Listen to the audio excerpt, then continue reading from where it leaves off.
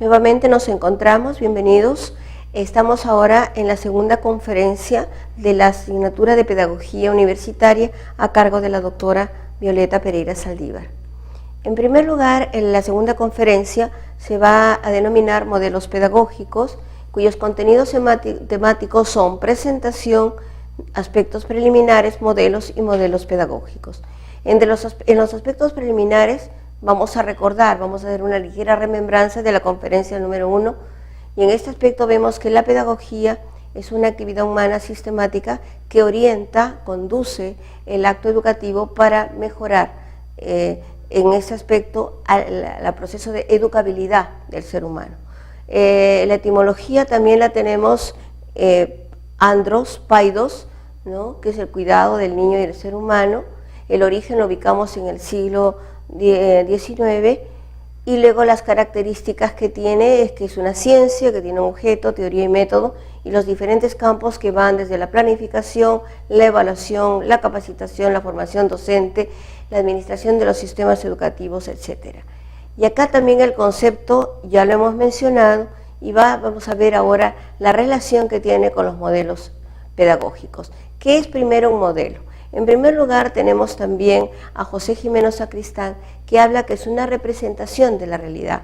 Es una representación que en este caso es conceptual para poder analizar, estudiar un fenómeno determinado, ¿no? Y aquí vamos a decir que realmente también Zuviría hace ver que la importancia de un modelo en general es ver, analizar, estudiar los vestigios, los rastros que tiene para poder entender un fenómeno determinado. Y desde un punto de vista teórico-práctico también va a ser, nos va a dar la posibilidad de poder entender cuáles son las posibilidades, los alcances e inclusive las limitaciones o debilidades paradigmáticas que se tiene al estudiarla. Desde esa perspectiva, un modelo nos va a poder ayudar a entender los fenómenos que se dan. En este aspecto hay dos grandes fuentes que ya se mencionaron, es tanto el contexto como el ser humano. Los tipos son icónicos cuando se va a representar por medio de imágenes, por ejemplo un átomo. El analógico es cuando hay cierta relación de semejanza, por ejemplo cuando se hace las olas del desarrollo de Alvin Toffler, con por ejemplo las olas del mar, hay una especie de representación ahí, de analogía. Y por último el teórico, que conceptúa e implica una abstracción de la realidad, y en este caso de forma específica de un fenómeno educativo. Aquí el modelo teórico, nuevamente tenemos a Mario Bunge, que va a decir que es una representación conceptual de una situación real. Dicho de otra manera, como se dijo anteriormente, es la abstracción para entender un fenómeno, analizarlo e inclusive de carácter integral e integrado entre todos sus elementos. Y aquí hay diferentes modelos teóricos, también hay modelos de biología, entre otras las ciencias sociales también, porque acabo de decir una que va al campo de las ciencias naturales, pero también hay otros modelos teóricos referentes a ciencias sociales, y evidentemente también hay diferentes modelos pedagógicos. Y acá en los modelos pedagógicos vamos a decir que reciben a través del tiempo diferentes nombres. De repente ustedes los habrán escuchado como enfoques pedagógicos, tendencias de la pedagogía, etcétera, etcétera. Pero son en este aspecto, para conclusión referencial, también modelos pedagógicos, ¿no? El concepto es un marco teórico que nos sirve para aproximarnos, estudiar, analizar, comprender, entender la realidad y verlos no solamente dentro de sus implicancias científicas, sino también ver las relaciones que hay de tipo ideológico. Desde el punto de vista de la realidad vamos a tener diferentes contextos. Esto puede estar de un contexto local, nacional e internacional.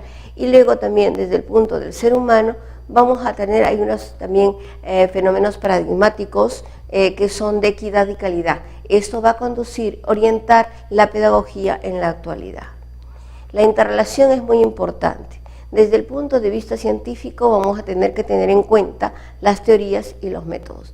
Y desde el punto de vista ideológico, cuando veamos un modelo, analicemos un modelo pedagógico, tenemos que ver el aspecto cultural. Entre los fundamentos tenemos en primer lugar los conceptos filosóficos y sociológicos que van a dar una base general, un sustento a ese modelo pedagógico. Luego también tenemos las teorías psicológicas que nos van a permitir entender cómo es la dinámica y la interacción, los mecanismos internos y sociales de lo que se da en un proceso de aprendizaje-enseñanza. Y también tenemos las propias teorías pedagógicas que se han ido desarrollando a través del tiempo para ver cómo es la estructura, cómo son los contenidos, cuáles son los medios, etcétera, etcétera. Todo ello de acuerdo siempre al acto educativo.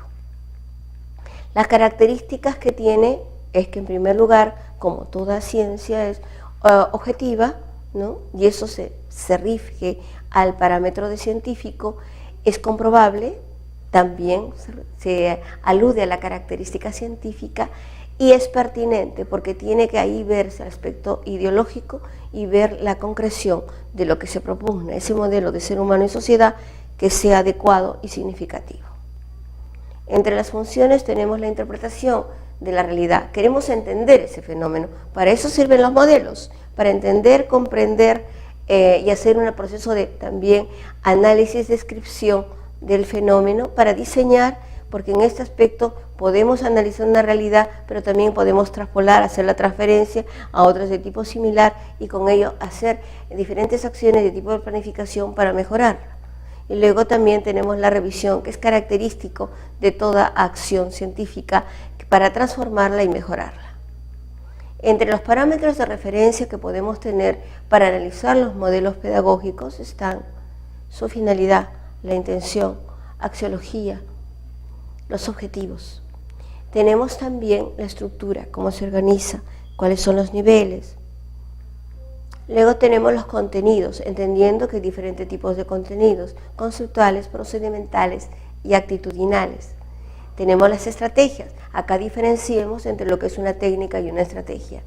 El docente tiene que ser un estratega, tiene que saber qué, cuándo y cómo lo va a utilizar, evidentemente teniendo las características de los usuarios y de las demandas individuales y sociales que tiene, en las cuales se ve inverso el acto educativo. ¿De qué medios se va a valer? Y en este caso, medios también que son del propio ambiente o esos también como aquellos que son de tipo tecnológico. La evaluación, recuerden, es ese círculo que se tiene que ver. Toda acción humana debe ser mejorada, evaluada para alimentar y mejorar procesos. Luego tenemos que hay una relación que es muy importante y que les invito que vean con mucho detenimiento. En primer lugar, tenemos un modelo pedagógico que vemos que es un análisis, una representación, una abstracción de la realidad en general y de un fenómeno de las ciencias sociales, en este caso, por ser la pedagogía una ciencia social en particular. De acuerdo a ese modelo pedagógico es que va a ser un diseño y un modelo curricular, entendiendo el currículo, cómo se va a implementar, como esa intención educativa. Eso se va a plasmar evidentemente en lo que se hace en las diferentes aulas y nuevamente se revisa para mejorar el proceso, en este caso del modelo pedagógico. No es solamente teoría, no es solamente práctica, es cómo se conduce desde una concepción que parte de ideas, planificación, cómo se ejecuta, cómo se realiza y se sigue realimentando. La pedagogía, los tipos son de varios tipos. La tradicional, que mayormente es aquella en la cual el foco es el conocimiento, la memoria, un enfoque netamente unilateral, donde el papel del maestro es de transmisor, el alumno un ser pasivo.